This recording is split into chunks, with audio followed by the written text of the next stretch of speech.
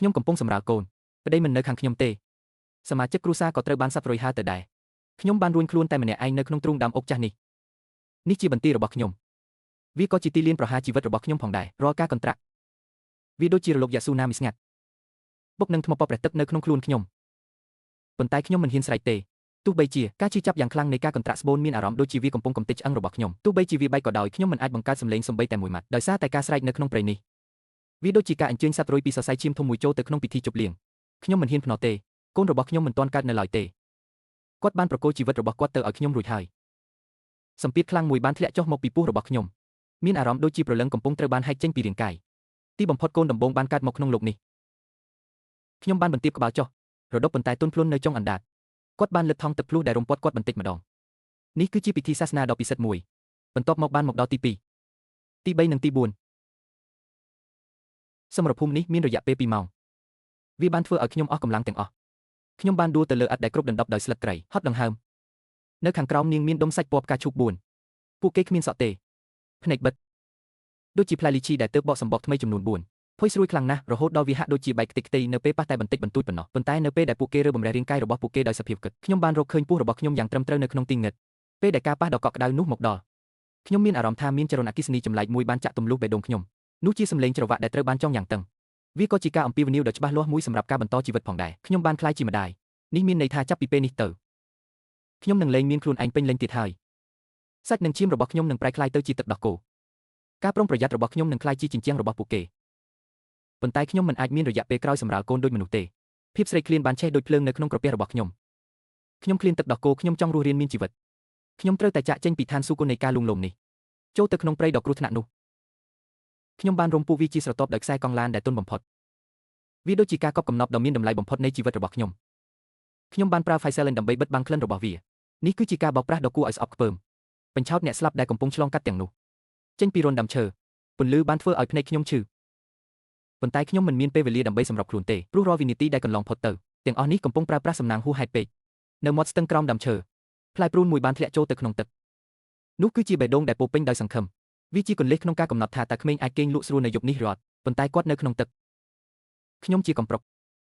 មេឃនិងកំពូលដើមឈើជាទឹកដីរបស់ខ្ញុំទឹកគឺជាតំបន់ហាមឃាត់របស់ខ្ញុំប៉ុន្តែខ្ញុំមិនអាចបោះបង់ចោលបានទេខ្ញុំព្យួរខ្លួនផ្ងាចុះពីមែកឈើទំនាញផែនដីទាញលើឆ្អឹងខ្នងរបស់ខ្ញុំផ្ទៃទឹកបានរលឹមឡើងវាធ្វើឲ្យខ្ញុំវិលមុខខ្ញុំបានលាតក្រញាំរបស់ខ្ញុំចេញចុងម្រាមដៃរបស់ខ្ញុំបានប៉ះនឹងសម្បកត្រជាក់នៃគ្រាប់ប៉ុន្តែខ្ញុំមិនអាចទ្រាំទ្រនឹងវាបានតតែសោះពេលនោះមេឃបានងឹតទៅវិញអារម្មណ៍ដែលធ្លាប់ស្គាល់នឹងថប់ដង្ហើមនៃការគៀបសង្កត់វាគឺជាសត្វរុយនៅពេលនោះបេះដូងខ្ញុំលោតញាប់ខ្លាំងនៅក្នុងទ្រូងចង់ទម្លុះឆ្អឹងជំនីហើយលោតចេញខ្ញុំបានលាក់ខ្លួននៅពីក្រោយមែកឈើខ្ញុំមិនហ៊ានដកដង្ហើមទេគាត់មិនហ៊ានសំបីតែព្រិចភ្នែកផងជាសំណាងល្អគាត់មិនបានកត់សម្គាល់ឃើញខ្ញុំទេខ្ញុំទើបតែញូតទឹករួចវាបានហោះទៅឆ្ងាយដោយក្រអឺតក្រទុំម្ដងទៀតនៅពេលដែលរូបភាពងឹតបានបាត់ទៅវិញទាំងស្រុងបន្ទាប់មកខ្ញុំបានដឹងថាខ្នងរបស់ខ្ញុំសាមជោគរួចទៅហើយប៉ុន្តែខ្ញុំមិនបានរត់គេចខ្លួនត្រឡប់ទៅសម្បុកវិញទេការភ័យខ្លាចនៅតែហូរចូលតាមសរសៃឈាមរបស់ខ្ញុំប៉ុន្តែគ្រាប់នោះនៅតែស្ថិតនៅក្នុងទឹកបើខ្ញុំត្រឡប់មកវិញដោយដៃទេកូនរបស់ខ្ញុំនឹងយំដោយសារភាពអត់ឃ្លាននៅយប់នេះសំឡេងនោះនឹងតាក់ទាញអ្វីដែលគួរឲ្យខ្លាចជាងសត្វរុយទៅទៀតដូច្នេះខ្ញុំបានព្យួរខ្លួនចុះក្រោមម្ដងទៀតលើកនេះខ្ញុំបានលាតសន្ធឹងពាក់កណ្ដាលនៃរាងកាយរបស់ខ្ញុំចូលទៅក្នុងចន្លោះទេក្រញាំជាប់នឹងវិញ្ញាភាពនៃសម្បកឈើទោះបីជាក្រចកដៃបាក់ក៏ដោយទីបំផុតខ្ញុំបានទាញគាត់ចេញពីទឹកក្របសើមធ្ងន់នេះមិនមែនជាអាហារទេវាច្បាស់ណាស់ថាជាស្នេហាដ៏ធ្ងន់ធ្ងរមួយថ្ងៃបានលាតសន្ធឹងក្នុងក្លិននៃមេឃស្រស់ពេលវេលាគឺជាស្ទូឌីយ៉ូដ៏ល្អបំផុតគាត់បានលាបពណ៌ត្នោតលើក្មេងផ្ដល់កម្លាំងដល់ពួកគេសាច់ដុំនិងកន្ទុយដែលរហ័សរហួនប្រហោងដើមឈើដែលធ្លាប់ទេនោះចាប់ផ្ដើមមានមនុស្សច្រើនកុះកពួកគេចាប់ផ្ដើមលេងជុំវិញដើរលើពោះខ្ញុំពួកគេខំកន្ទុយគ្នាទៅវិញទៅមករន្ធដើមឈើពោពេញទៅដោយសំឡេងរំខានពោពេញដោយជីវិតពួកគេចាប់ផ្ដើមសម្លឹងមើលផ្ទៃមេឃពណ៌ខៀវតូចមួយនៅច្រកចូលរូងភ្នំជំរុញការចង់ដឹងចង់ឃើញដ៏សាហាវជាពិសេសក្មេងប្រុសតូចដែលរឹងមាំបំផុតតែងតែព្យាយាមលួចមើលពេលខ្ញុំមិនមើល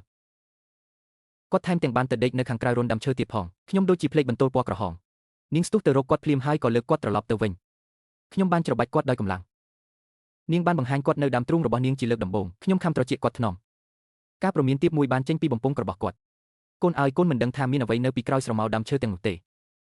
តើមានភ្នែកលោភលន់ប៉ុន្មានលាក់នៅទីនោះក្រញាំរបស់អ្នកនៅតែទន់ពេកមិនអាចយកវាសនាដោយបំពង់រោមរបស់អ្នកនៅតែស្ដាងពេកមិនអាចទប់ទល់នឹងការហូរច្រោះនៃខ្យល់នឹងព្រើបានទេខ្ញុំនាំអ្នកមកវិញមិនមែនដើម្បីចាប់អ្នកដាក់គុកទេខ្ញុំចង់ឲ្យអ្នកមកពេលក្រោយបន្តិចក្រោយមក ចូលទៅប្រឈមមុខនឹងឈាមដែលត្រូវតែបង្ហូរប៉ុន្តែពេលវេលាគឺយុទ្ធធម៌វាក៏គ្មានមេត្តាដែរមួយខែក្រោយមកប្រហោងដើមឈើលែងអាចទប់មហិច្ឆតារបស់ពួកគេបានទៀតហើយកូននោះដែលខ្ញុំបាននាំមកផ្ទះរាប់មិនអស់វាបានលោតឡើងលើមែកឈើដែលនៅជិតបំផុតដោយស្ទាក់ស្ទើរគាត់ញ៉ៅបន្តិចបន្ទាប់មកវាបានមានស្ថិរភាពគាត់បែរមកមើលខ្ញុំមានការភ័យខ្លាចនៅក្នុងភ្នែករបស់គាត់ភាពរំភើបបន្ថែមទៀតខ្ញុំបានឈរនៅច្រកចូលរូងភ្នំកំពុងសម្លឹងមើលពួកគេខ្ញុំពិតជាចង់ឈោងទៅជួយដោយសភាពគិត